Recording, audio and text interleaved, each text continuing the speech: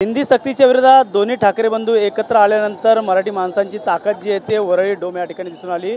हिंदी सक्ती ही रद्द करावी यासाठी मोठा मोर्चा करणार होती, मात्र विजय मेळावा झाल्यानंतर पाहिलं तर वेगळं चित्र आता मोठ्या महाराष्ट्रामध्ये आपल्याला पाहायला मिळतं। पाहिलं तर ठाण्यातील एक जो बॅनर जो तो सकाळपासून चर्चेत आहे, तो म्हणजे उद्धव ठाकरेंना डिवसणारा जो बॅनर जो आहे तो या ठिकाणी लावण्यात आलेला आहे। पाहायला गेलं तर व्यंगचित्राच्या मार्फत मराठी माणसाची एकजूट अशीच राहून द्या अशा प्रकारचं जे वक्तव्य उद्धव ठाकरे यांनी केलं होतं, त्यानंतर त्यांना डिवसण्यासाठी एक व्यंगचित्राच्या मार्फत हे बॅनर लावण्यात आलेला आहे। ठाण्यातील टेमी नाका परिसरात हा बॅनर सकाळपासून चर्चेचा विषय झाला आहे। युवा सेनेच्या वतीने हा बॅनर लावण्यात आलेला आहे। पाहिलं तर या बॅनरच्या मागे मुंबई महापौराची जी खुर्ची आहे ती रिकामी ठेवून खाली मुंबई महानगरपालिकेची तिजोरी त्या टाळे लागत या ठिकाणी व्यंगचित्राच्या मार्फत एक संदेश देण्यात आलेला आहे की येणाऱ्या काळात आता मराठी माणूस देखील कोणाच्या बाजूने असणार आहे। मात्र यासाठी ज्या पद्धतीने आव्हान जे ते उद्धव ठाकरे असतील, राज ठाकरे असतील, मराठी माणूस एकत्र आला पाहिजे, हिंदी सक्तीच्या विरोधात एकत्र आलं पाहिजे, या संदर्भातलं ते वक्तव्य या विजय मेळाव्यामध्ये होतं। त्यानंतर आता एक कुठंतरी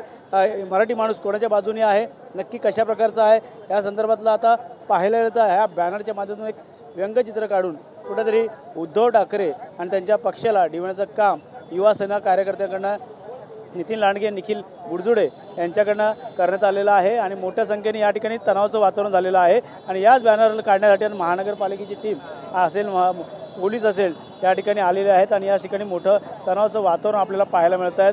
मोठ्या प्रमाणात पोलीस फौजफाटा या ठिकाणी लागलेले आहेत, सर्व शिवसैनिक, युवा सैनिक या ठिकाणी आलेले आहेत। त्यामुळे नक्कीच आता हा बॅनर कशा प्रकारचा हटवला जाईल आणि जर हटवला तर या ठिकाणी वादविवाद होण्याची शक्यता मोठ्या प्रमाणात वर्तवली जाते। त्यामुळे नक्कीच हे बॅनर जे आहे ते काढण्यासाठी आता पोलीस असेल, प्रशासन असेल, मोठा या ठिकाणी जोर लावताना दिसणार आहे। मात्र सध्या तरी या बॅनरची चर्चा जे ते पूर्ण महाराष्ट्रामध्ये होताना पाहायला मिळते।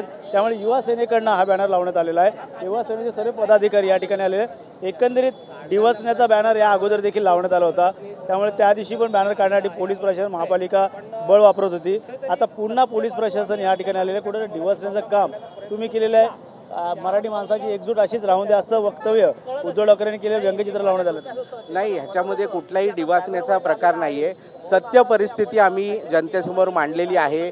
आज ज्या प्रकारचा आव उद्धव साहेब आणि आदित्य ठाकरे आणत आहेत की मुंबईमधून मराठी माणूस संपत चाललेला आहे, मराठी माणसाचं अस्तित्व आज मुंबईतून संपत चाललेलं आहे।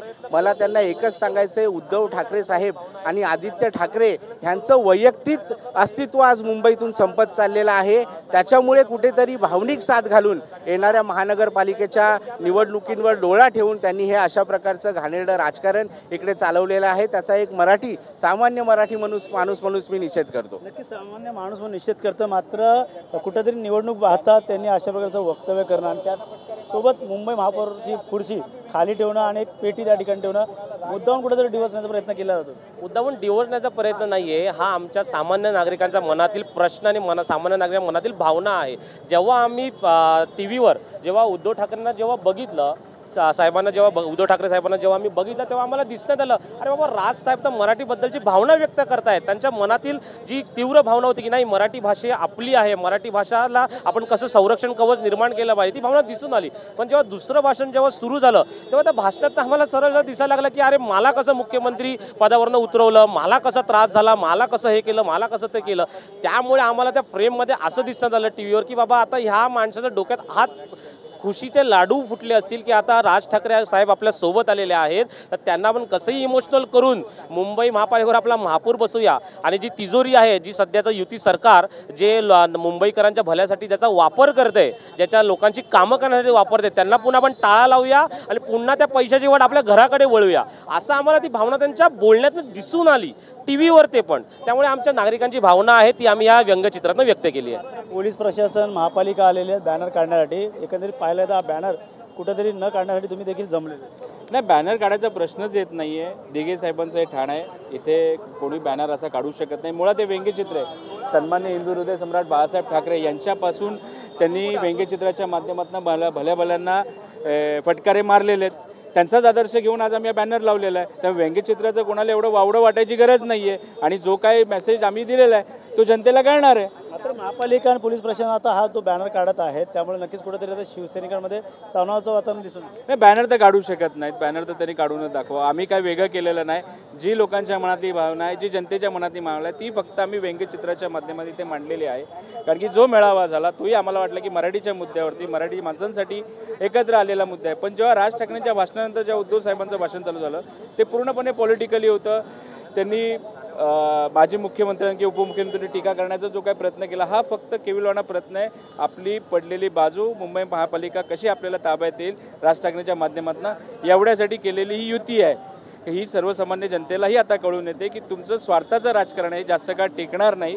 खरंच जर मराठी माणसाचा विकास करायचा होता, खरंच जर मुंबई महापालिकेचा विकास करायचा तर इतकी वर्ष सत्ता तुमच्याकडे होती, चिदरीच्या चाव्या तुमच्याकडे होत्या, का झालेला नाहीये? मग आत्ताची उपरोक्ती तुम्हाला का आलेली आहे? त्याच्यामुळे हे युती आघाड्या काही चालणार नाहीत. मुंबईतला मराठी माणूस मुंबईकर सुज्ञ आहे, त्याला सर्व माहिती आहे आणि त्यांच्या भावना जनतेच्या आम्ही फक्त या व्यंगचित्राच्या माध्यमातून आम्ही व्यक्त केलेल्या आहेत. मात्र पाहायला गेलं तर या ठिकाणी आता पोलीस प्रशासन आलेलं आहे. का वाटतं एकंदरीत फडणवीसमुळेच दोघं बंधू एकत्र आले अशा देखील चर्चा सुरू झाल्या होत्या. त्यांचे देखील धन्यवाद देवाभाऊचे बॅनर लागण्यात आले. का वाटतं येणाऱ्या काळात महानगर मुंबई असेल, ठाणे, पुणे याच्यावरती पकड मिळवण्यासाठी खास करून तुमची कशी मदत?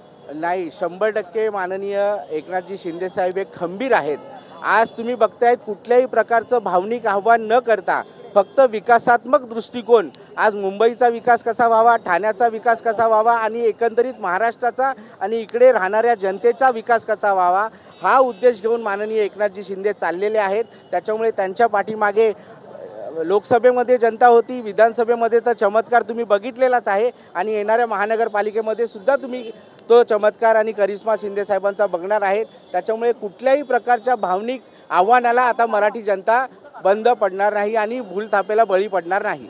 नक्कीच या ठिकाणी बॅनर हटवला जाणार नाही असे देखील या ठिकाणी सांगण्यात आले. युवा सेनेकडनं आता या ठिकाणी पोलीस आणि युवा सेनाकडनं आता एकंदरीत सल्लामसलत केला जातोय. त्यामुळे येणाऱ्या काळात निवडणुकीत हा बॅनर असेल, या मेळावे असेल, वार प्रतिवार आपल्याला दिसून येणार आहे. मात्र व्यंगचित्राच्या अगोदर या देखील ठाण्यातील केमी नाका या परिसरात उद्धव ठाकरेंना डिवचण्याचा बॅनर लावण्यात आला होता आणि पाहू शकतो आता पोलीस देखील प्रशासन या ठिकाणी आलेले आहेत आणि दोघांमध्ये आता या ठिकाणी जे ते चर्चा सुरू आहे आणि या ठिकाणी वाद आणि तणाव वाढण्याची शक्यता आहे. त्यामुळे नक्कीच आपण त्याची बातचीत केलेली आहे. एक म्हणजे काय कधी बोलतात त्याशी आपण देखील त्याची संपर्क साधूया.